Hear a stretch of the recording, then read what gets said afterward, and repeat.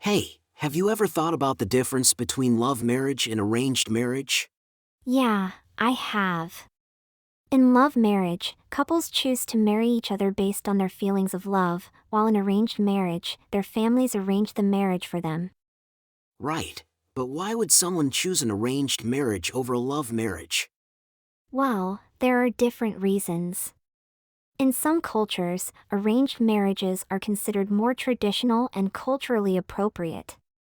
Also, in some cases, parents may know their child's personality better than they do and can choose a partner that they think is compatible. That makes sense, but wouldn't it be strange to marry someone you barely know? Not necessarily. In arranged marriages, the families typically investigate the potential partner's background and values to ensure compatibility. Plus, the couple gets to know each other and build a relationship after the marriage. I see. But what about love marriages? Why do some people prefer them? Well, in love marriages, the couple falls in love with each other and decides to get married based on their feelings. They may value the freedom to choose their partner based on their own preferences and desires. That sounds nice, but do you think love marriages are more successful than arranged marriages? It's hard to say.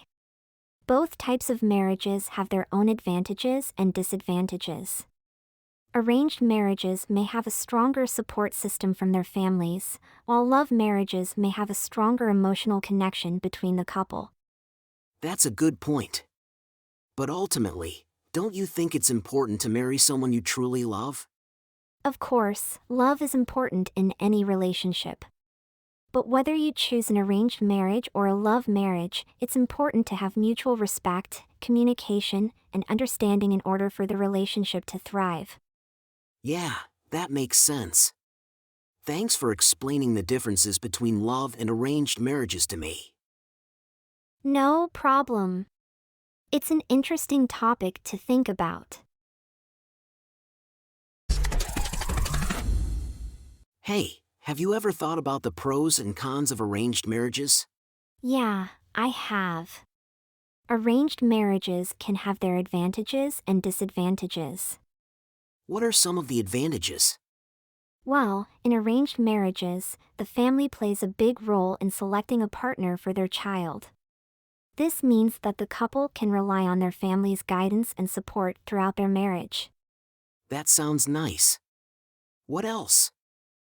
In some cases, arranged marriages can also help build stronger ties between families and communities. Additionally, arranged marriages often take into account factors such as compatibility and financial stability, which can increase the likelihood of a successful marriage.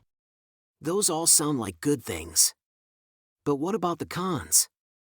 Well, one of the biggest challenges with arranged marriages is the lack of personal choice. Couples may feel pressured to marry someone chosen by their family, even if they don't feel a connection with them. I can see how that could be a problem. What else? There can also be cultural or religious barriers that may arise in the process of arranging a marriage. For example, families may disagree on certain customs or beliefs, which can create tension. I see. So, do you think arranged marriages are becoming less common these days? Yes, in many societies, there has been a shift towards more individual choice and autonomy in marriage. This means that people are more likely to choose their own partners based on personal preferences and values. That makes sense. Do you think the role of the family in arranging marriages will continue to change? It's possible. As society becomes more open and diverse, the way that families approach arranged marriages may also evolve. For example, families may be more willing to compromise and consider the preferences of their children.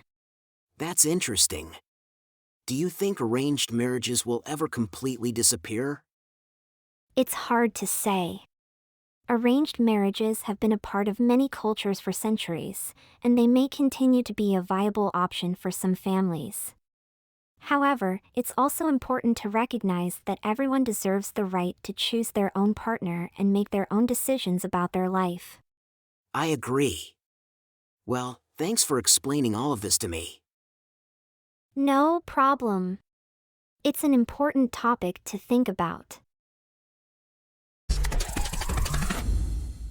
Hey, have you ever thought about what makes a romantic relationship or marriage successful?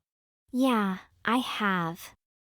I think there are a few important factors. Like what? Well, I think love is obviously a big one. You have to have a deep affection and care for your partner in order for the relationship to work. Definitely. What else? Compatibility is also important. You and your partner should have similar interests, values, and goals in life. That way, you can support each other and grow together. That makes sense. What about respect? Oh, absolutely. Respect is crucial in any relationship. You should always treat your partner with kindness and understanding, even in times of disagreement. I agree. What else do you think is important?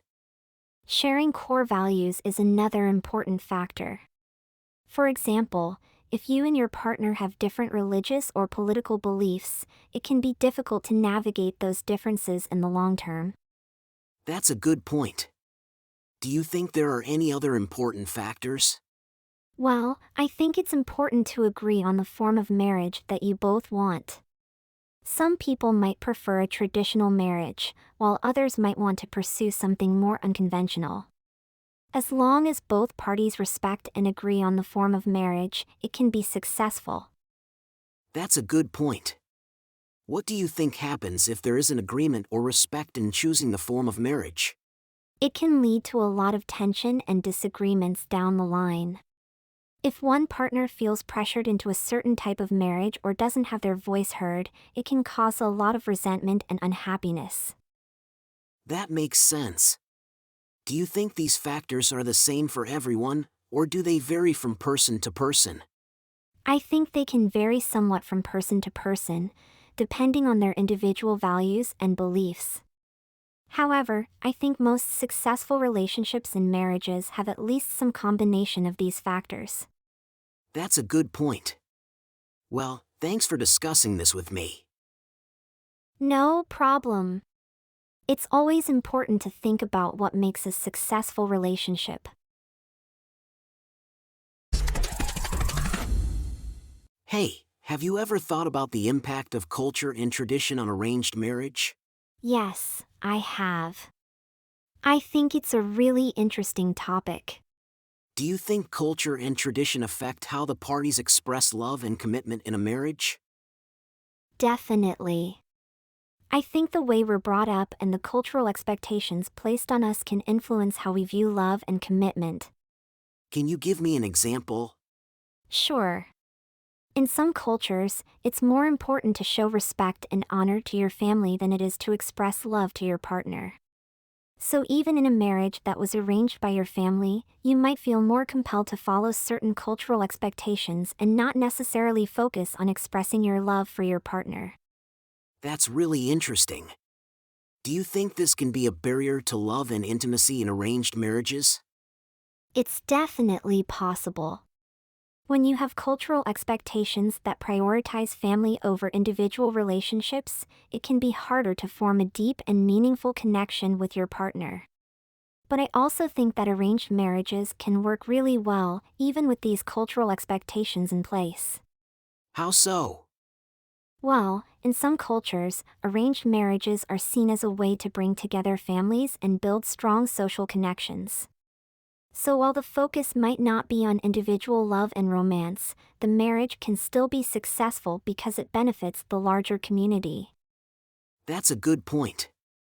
Do you think arranged marriages are becoming less common in our modern world? It's hard to say. In some cultures, arranged marriages are still very much a part of tradition and are likely to continue. But in others, there's definitely been a shift towards more individual choice and freedom in romantic relationships and marriage. Do you think this is a good thing? It's hard to say. On the one hand, having the freedom to choose your own partner can lead to more fulfilling and happy relationships. But on the other hand, there's something to be said for the social connections and community building that can come from arranged marriages. That's a good point. Do you think there's a way to balance the two? I think it's possible. It might involve finding a way to respect cultural traditions while also giving individuals more agency in their romantic lives. That's a good idea. Thanks for discussing this with me.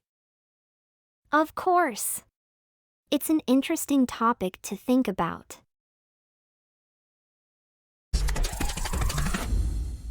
Hey, have you noticed how modern changes are affecting the way people choose the form of marriage? Yes, definitely. I think social values and beliefs are changing, which is having an impact on how people approach marriage. How so? Well, for one thing, people are more individualistic now. They want to make their own choices in life, including who they marry.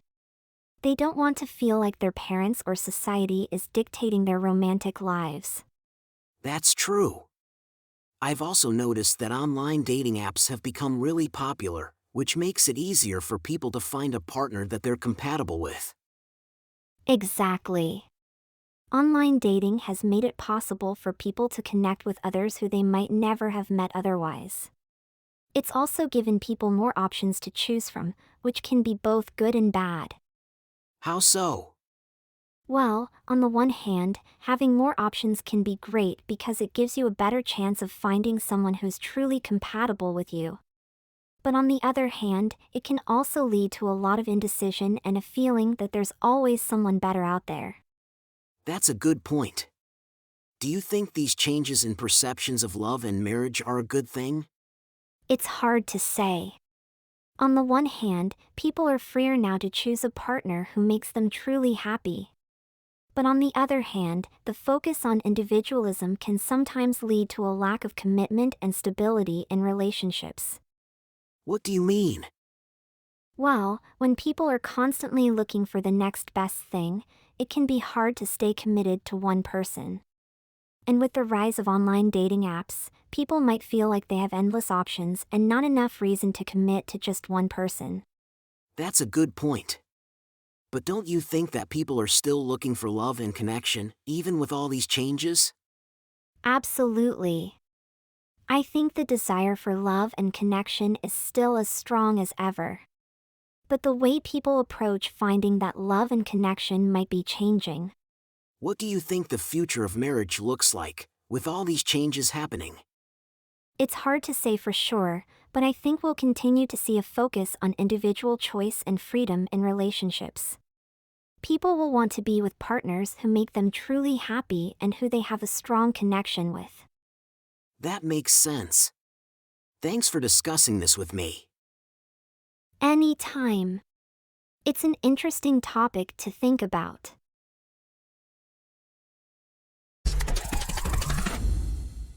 Hi, I've been thinking about relationships and how important it is to have empathy, sharing, and care for each other. What do you think about that? I agree completely. I think empathy is one of the most important things in a romantic relationship. Without empathy, it's hard to understand your partner's feelings and needs. Yeah, I think when you truly love someone, you want to understand them and be there for them.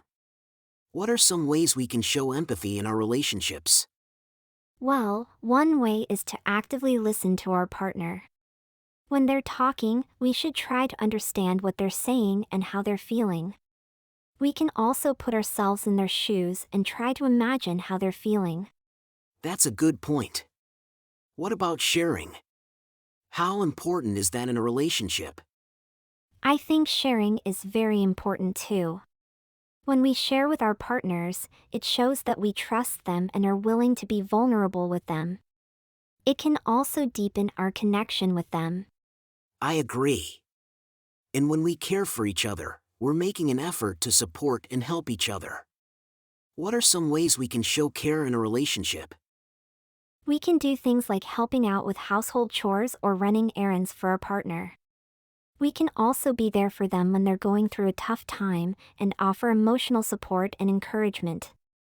That's a good point. It's important to be there for each other through both the good times and the bad. I think love, empathy, sharing, and care are all interconnected and essential for a successful relationship. I completely agree. When we have all of those things, it creates a strong foundation for our relationship and helps us build a deeper connection with our partner. Yes, and I think it's important to remember that these things don't happen automatically. We have to make an effort to show love, empathy, sharing, and care every day. Absolutely. It takes work, but it's worth it to have a healthy and fulfilling relationship. Well, this has been a great conversation. I've learned a lot about the importance of love and empathy in a romantic relationship and marriage. Me too. It's always good to remind ourselves of these things and work on improving our relationships.